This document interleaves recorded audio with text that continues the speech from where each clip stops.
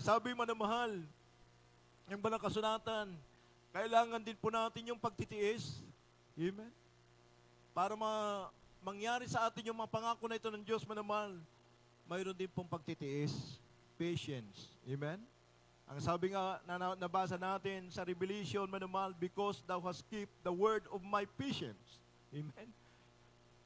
Dahil manamahal sa kanya pong iningatan mo, sabi naman Panginoon, yung salita ng aking pagtitiis. Amen?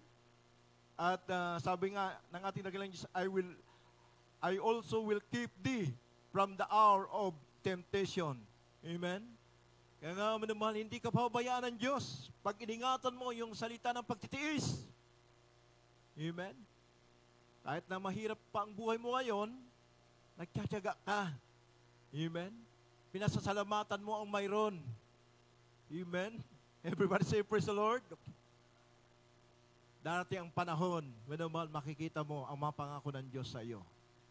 Huwag kang manghimagod sa paggawa ng mabuti. Sa takdang panahon, ikaw naman ay aani. Palakpakan natin at malapanon, everybody say, praise the Lord. Kaya sabi ni David, manamahal, sa Psalms 40 verse 1, manamahal, I waited patiently for the Lord, and He inclined unto me and heard my cry. Amen? Sandaling panahon, manamahal, praise God, nagtiis ako. Amen? Sabi niya, manamahal, nagtiis din siya, manamahal. Kaya nga, nung ikiniling na Panginoon ang kanyang liig, tiningin niya sa kanya, manamahal, nakita ng Diyos. Amen? Sa bawat mananampalataya, sa pagtitiis mo, manamahal, nakita ng Diyos yung pagtitiis mo. Ikikiling ng Diyos ang kanyang liig sa iyo. Amen? Didinggin niya ang panalangin mo at pagpapalain ka ng ating malapaisos. Everybody say, praise the Lord. Manamahal, minsan ang kasagutan sa atin, mga panalangin, minsan oo, minsan hindi, at minsan maghintay. Amen? Minsan oo, manamahal, dahil manamahal, nakita ng Diyos na kailangan mo talaga. Katulad minsan, manamahal, malayo tayo sa banal na gawain. Marunong ka namang mag-drive. Nanghingi ka sa Panginoon sapagkat gagamitin mo sa banal na gawain ng Diyos para makadalo ka. Ngayon, gumawa ng Panginoon ng himalang kapamaraanan. Amen? Para magkaroon ka. Amen? Iyon talaga promise mo na gagamitin mo sa gawain ng Panginoon, huwag mong ikukublian. Amen? Talagang gagamitin mo, dadalo ka sa gawain sapagkat tinugon ang panalangin mo. Everybody say, praise the Lord. Kasi naranasan ko po nung kami po'y baguhan. Sa hirap po na manamahal na mikisakay sa jeep. Manamahal, talagang nakipagsiksikan kami minsan sa bubong na. Nanalangin ako sa Panginoon, bigyan mo naman kami ng magiging sariling amin na masasakyan patungo sa gawain. Alam niyo po, manamahal, grabe ang himala ng Diyos. Talagang sa kahabagan naman po sa prayer po ng ating mga pastor, manamahal, walang-wala na ako noon. Bangkarote ako. Na ako'y baguhan sa malapay noon. Wala talaga ako. Manamahal, walang-wala kami. Hirap talaga ng buhay namin. Hindi kami makakabili ng tricycle. Minamahal. Pero, manamahal, praise God, yun po yung hiningi ko sa malapay noon. Hindi po umabot ng buwan, manamahal. Talagang tinugon ng Diyos, manamahal, libre. Wala akong binayaran. Amen? Everybody say, praise the Lord. Kaya nga, manamahal, kung kalooban ng Diyos, ipagkakaloob ng malapay noon. Pag hindi, manamahal, dahil mapapahamak ka. Huwag mong pipilitin. Amen? Everybody say, praise the Lord. Pero manamahal, mayroon din pong sinatin ng malapay na maghintay ka. Amen? Kitignan ng Diyos, susubukin ka muna. Amen? Kung tapat ka nga, manamahal na talagang makikita niya yung katapatan mo na kahit nagtitiis ka, naghirap ka, manamahal, patuloy pa rin. Naninindigan ka, manamahal, sa iyong pananampalataya sa pagmamahal mo sa ating malapay noon. Pag nakita ng Diyos sa takdang panahon, bibigyan ka ng malapay noon. Amen? Everybody say, praise the Lord. Marami po tayong ganong mga napapakinggan, minamahal. Talagang nagulat na lamang sila, mayroon na silang magandang sasakyan. Mayroon na silang magandang tahanan. Nagulat sila, minamahal. Wala naman silang alam na pagkukuhanan. Amen? Pero minamahal, nagulat na lamang sila. Manamahal. Tingnan mo yung isang tricycle driver na patutunan ng ating pong mga kapatiran, manamahal. Tricycle driver, nagkaroon ng condominium, nagkaroon ng mga sasakyan, nakaiba't ibang lugar, manamahal, iba't ibang bansa, manamahal, nakakasakay siya ng eroplano. Dati-rati naman, tricycle driver. Amen? Everybody say, praise the Lord. Mapagpala ang Diyos natin. Ang sabi nga, manamahal, the silver is mine, and the gold is mine, said the Lord of hosts. Nasa Kanya lahat. Amen. Nasa Kanya, manamahal. Ang kailangan lang natin, may kaunting pagtitiis. Kaya manamahal yung mga Kristiyano, manamahal na hindi nakapagtitiis, manamahal, napapagod na sila, nawawala, manamahal. Nawawala yung pagpapala. Binabago nila yung kanila pong unang pag-ibig sa malapay noon. Na dati-rati, dumadalo manamahal ng Biyernes, dumadalo ng Miyerkules, dumadalo ng Linggo, manamahal minsan, tuwing isang buwan na lamang dumadalo. Amen? Kaya nauudlot yung pagpapala na dapat sana'y ibibigay na ng ating malapay noon. Amen? Palakpakan natin ang malapay noon. Everybody say, praise the Lord. Sabi nga ng Banal Kasulatan, na sa Kanya ang kinatataguan ng kayamanan. Kaya magtiwala tayo sa Kanya. Sa takdang panahon. Kaya sabi ng Banal Kasulatan, huwag mapagod sa paggawa ng mabuti. Amen? Sapagkat sa takdang panahon, manamahal, ibibigay ng Diyos kung ano ang desire ng iyong puso. Ang gagawin mo lamang, magpakaligaya ka sa paglilingkod sa malapay noon. Amen? Everybody say, praise the Lord. Manamahal, sabi ng Banal Kasulatan, dito po sa Psalms 9 verse 10 at 17, manamahal, pag hindi po tayo naglagak ng tiwala sa malapay noon, malulugi tayo. Kung tayo po manamahal ay lilimot sa ating dakilang Diyos, mapapahamak po tayo. Basahin po natin manamahal sa Psalms 9 verse 10 at 17. Dito po sa mga awit, Kapitulo 9, talatang 10, talo ng 17. At silang nakakaalam ng iyong pangalan ay maglalagak ng kanilang tiwala sa iyo, sapagkat ikaw, Panginoon, ay hindi mo pinabayaan sila na nagsisihanap sa iyo. 17. Ang masama ay mauwi sa Siyol, pati ng lahat ng mga bansa na nagsisilimot sa Diyos. Amen. Amen. Palakpakan natin ang Panginoon. Everybody say, praise the Lord. Tignan mo, manamahal, ang pangako ng Diyos, manamahal, praise God, hindi Kanya pababayaan. Amen. Ang gagawin mo lamang, manamahal, ilagak mo ang iyong tiwala sa Kanya. Amen. Sabi dito, at silang nakakaalam ng iyong pangalan ay maglalagak ng kanilang tiwala sa iyo, sapagkat ikaw, Panginoon, ay hindi mo pinababayaan sila na nagsisihanap sa iyo. Amen. O, tingnan mo, mahal. Kaya nga, mayroon tayong talata lagi na sinisingit na seek you first the kingdom of God. Amen. And all these things shall be added unto you. Amen. Kaya nga, lagi mong hanapin ang kalooban ng Diyos, yung Kanyang katuwiran. Lahat ng bagay idaragdag ng Diyos. Pero pag matakot ka, manamahal, di ka dadalo.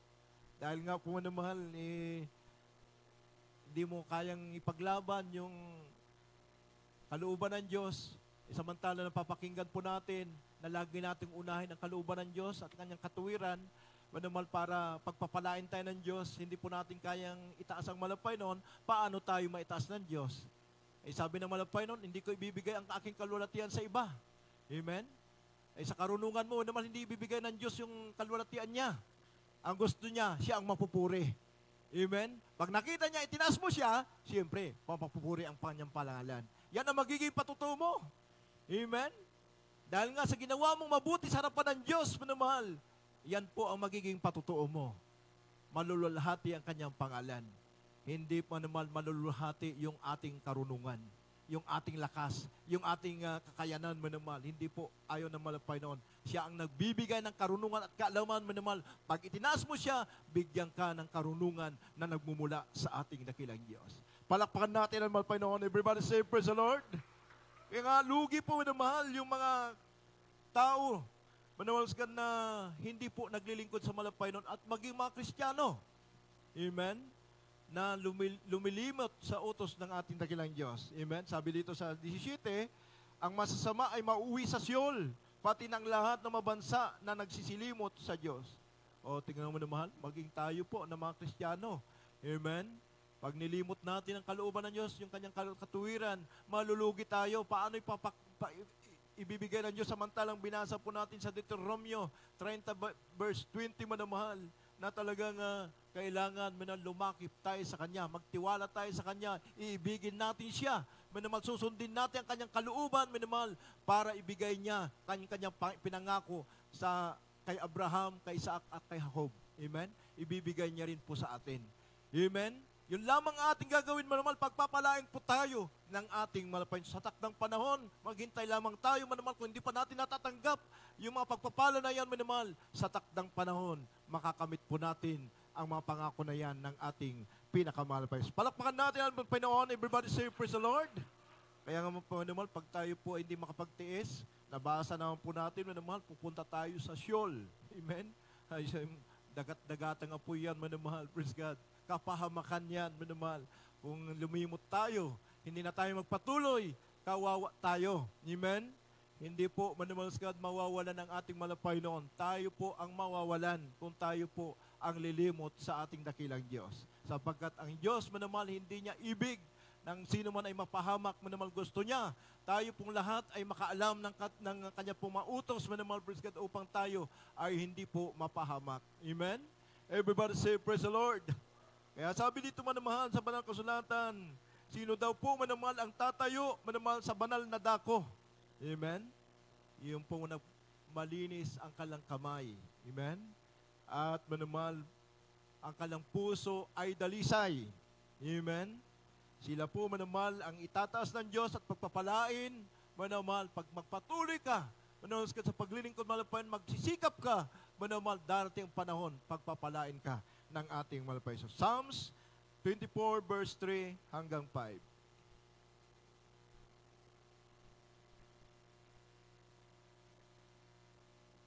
Dito po sa awit 24, talatang 3 hanggang 5.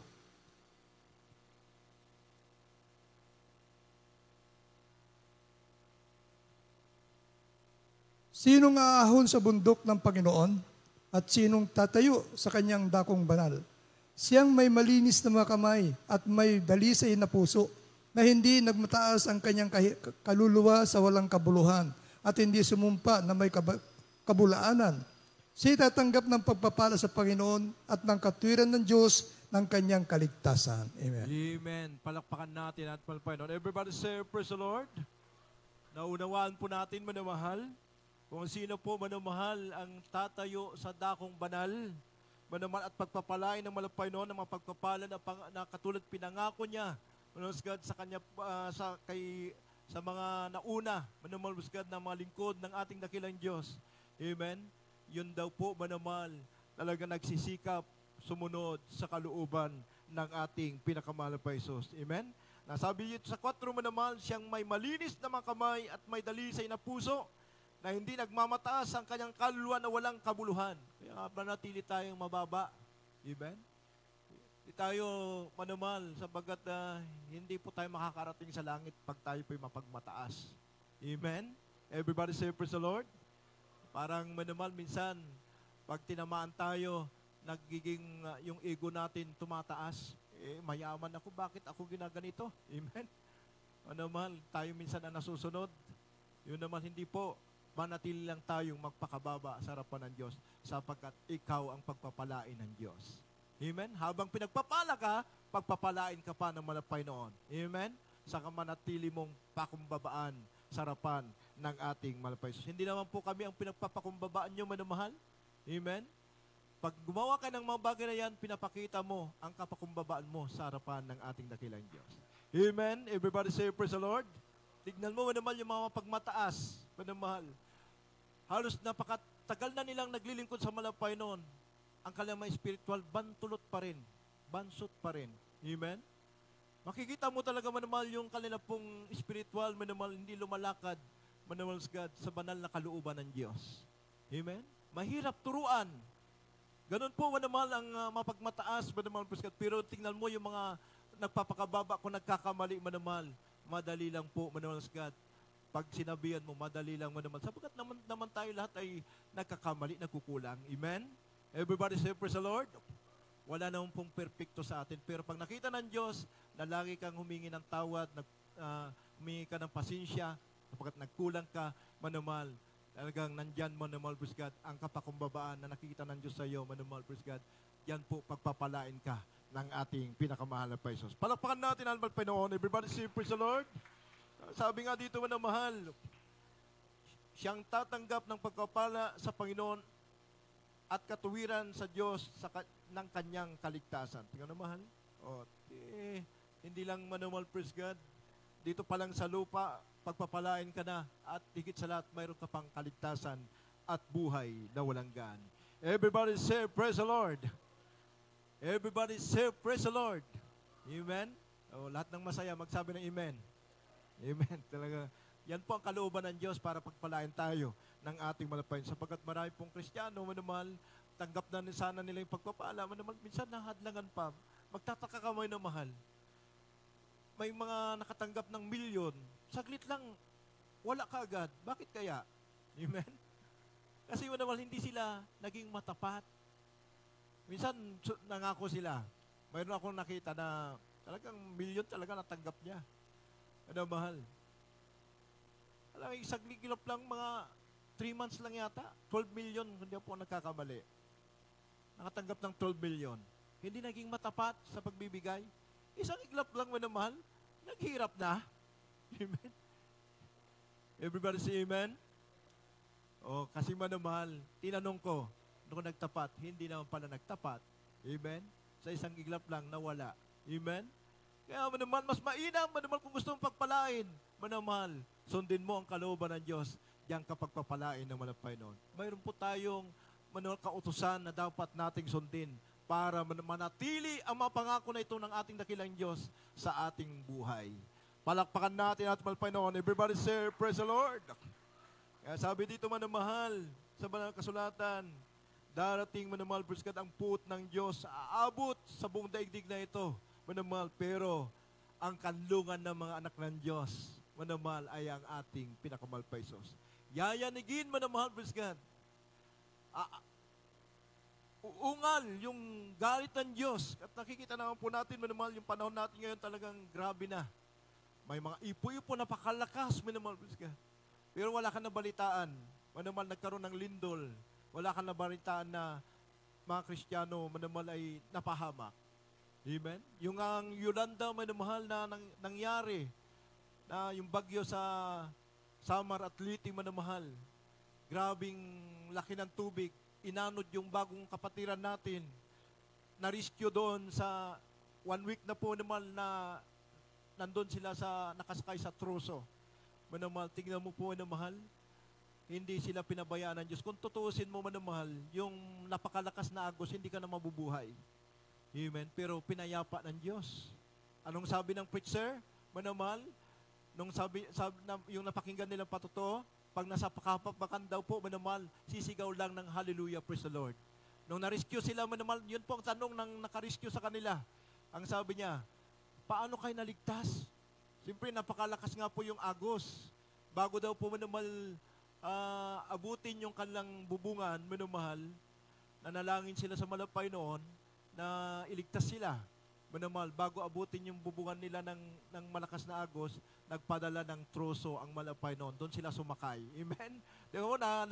Bakit manamahal, kahit na may troso kang sasakyan, yung agos naman napakalakas. Talagang makakabitaw ka doon. Pero manamahal, alam niyo po, pinayapan ng malapay noon. Amen? Nakasakay silang smooth. Punta sila sa laot. Doon sila na-rescue. Yun ang tanong ng isang naka-rescue sa kanila na sabi niya, paano kayo naligtas? Ang sabi ng preacher namin, sa panahon ng kalamidad, ang gagawin lang namin, mag-hallelujah, praise the Lord. Ililigtas kami ng aming Diyos. Amen? Yun lang ang gagawin natin. Tumawag tayo sa malapay noon.